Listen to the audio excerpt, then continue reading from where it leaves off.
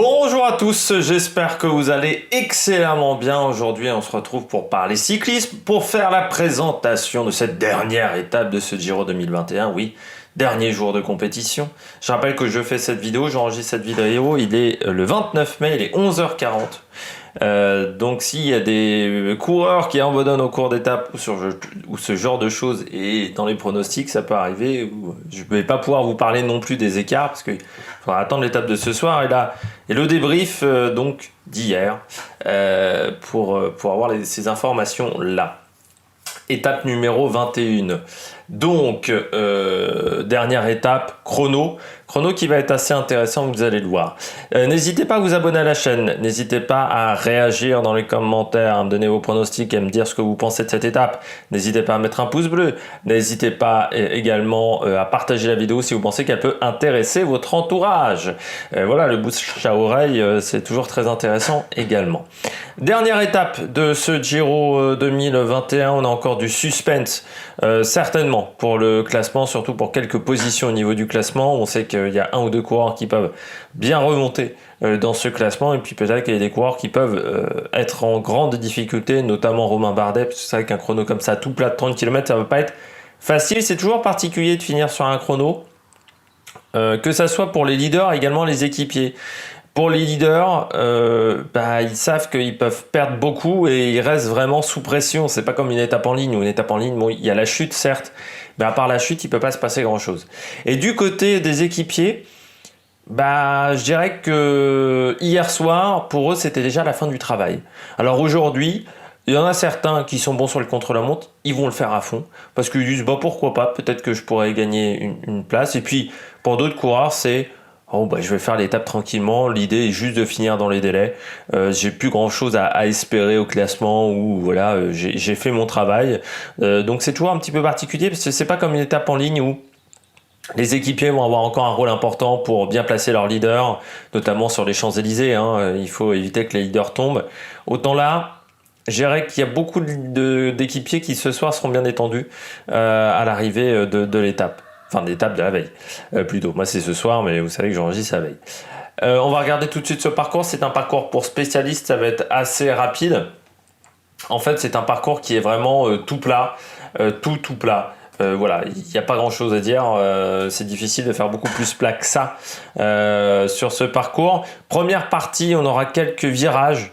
Un petit peu technique et puis ensuite on aura une belle ligne droite. Faire attention quand même, c'est un parcours en ville, donc tramway, donc rond-point également, toujours faire attention. Arriver sur une route pavée, c'est toujours un petit peu technique, il faut toujours faire attention, surtout que ce sont des pavés de ville, donc des fois il peut y avoir un petit peu d'essence, un petit peu de résidus gras, surtout qu'il n'y a pas plu depuis quelques jours, donc ça peut rendre la route un petit peu glissante.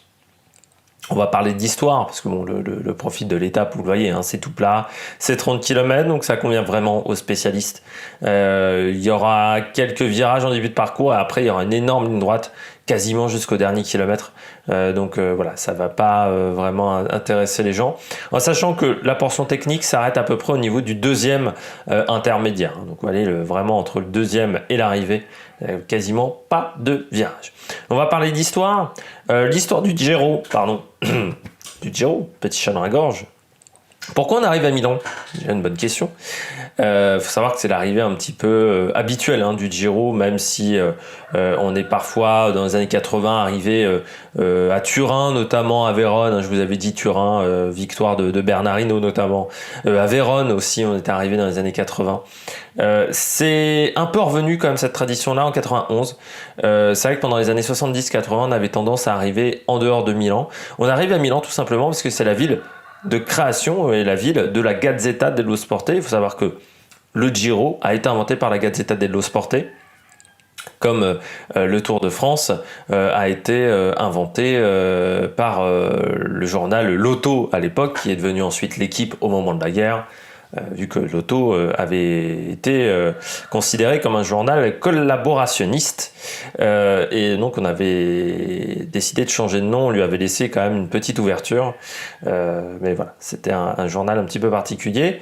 Et pourquoi le leader du classement général porte un maillot rose, tout simplement parce que la Gazzetta dello Sport était imprimée sur des feuilles roses, de couleur rose. C'est pour ça qu'il a le maillot rose. Et à l'inverse, et c'est similaire, pourquoi le vainqueur du Tour de France porte le maillot jaune? Parce que le journal Loto est imprimé sur des feuilles jaunes. Voilà, vous avez tout.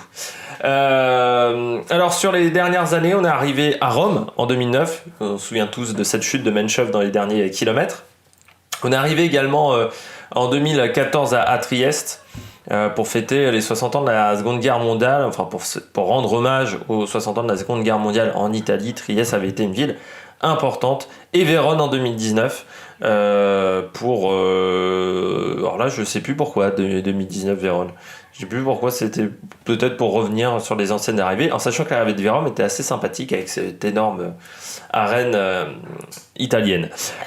Giro 2017, pourquoi je vais vous parler du Giro 2017? Parce qu'on avait un contre-la-montre qui partait du circuit de Monza qui arrivait à Milan et il faisait 29 km. Là, on est à 30 km, donc voilà, il y a 1 km d'écart, ça va nous donner pas mal d'informations sur l'étape du jour. On partait de Monza, c'est un parcours tout plat, un peu moins technique sur la première partie qu'aujourd'hui.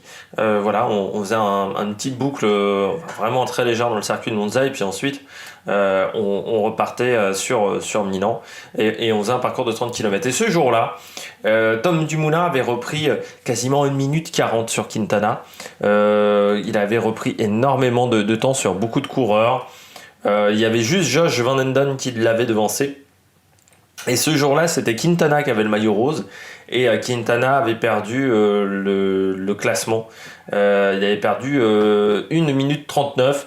Pinot avait perdu 1,42, donc il avait perdu le podium. Et le grand gagnant, c'était Tom Dumoulin qui avait gagné 3 positions. Et Nibali avait conservé son podium avec un chrono où il avait perdu 1 minute 09.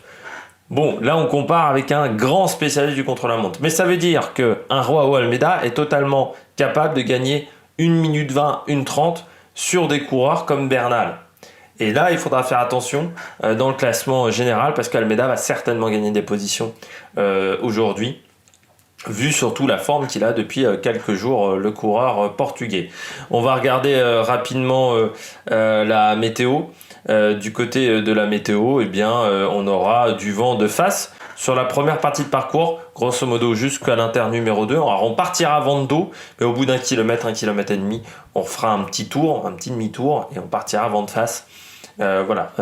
Et puis ensuite sur l'arrivée, eh bien, à partir de l'inter numéro 2 jusqu'à l'arrivée, ça sera plutôt du vent de côté, vent de 25 km/h. Beau soleil, 25 degrés, on n'a quasiment jamais eu aussi chaud sur ce Giro. C'est vrai qu'on a eu 3-4 derniers jours plutôt intéressants. La dernière semaine, il a fait beau, on a eu 2 premières semaines un petit peu compliquées au niveau des températures. La stratégie simple, il faut partir vite, finir très fort et essayer de ne pas avoir trop mal aux jambes dans le final, de ne pas finir cramasse. Ça, c'est très important sur un contre-la-montre. Sinon, c'est l'effet un petit peu Pro Cycling Manager, hein, quand vous laissez l'ordinateur gérer le contre-la-montre et que votre coureur finit le dernier kilomètre avec 0% d'énergie.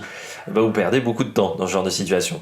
Du côté des pronostics, moi je mets Filippo Ganna, parce que bien entendu, champion du monde du contre-la-montre, on va pas le négliger, le coureur italien, même s'il a fait beaucoup de travail les derniers jours, donc il faudra voir comment ça se passe. Je mets Joao Almeida, parce que Joao Almeida, là aussi, hein, on est sur un coureur qui finit très très bien ce Giro, très bon sur le contre-la-montre, donc ça devrait être plutôt bien pour lui. Rémi Cavagna, là aussi, coureur qui a la chance je pense, d'avoir encore fait un petit peu de jus ces derniers jours, donc il devrait être pas mal. Et puis en grosse cote, j'ai mis Max Walscheid parce que le coureur de QBK Assos n'a pas eu à protéger le leader, on l'a peu vu devant, donc peut-être que ça pourrait être très performant pour le coureur allemand, pas mauvais sur le contre-la-montre. J'espère que vous avez aimé cette vidéo. Donc débrief de cette étape ce soir, grand bilan du Giro dans la semaine prochaine, parce qu'il y a également le Dauphiné qui arrive, et puis sinon n'hésitez pas à vous abonner à la chaîne, n'hésitez pas à mettre un pouce bleu et n'hésitez pas à réagir dans les commentaires. Allez, ciao ciao sur l'Amérique Production.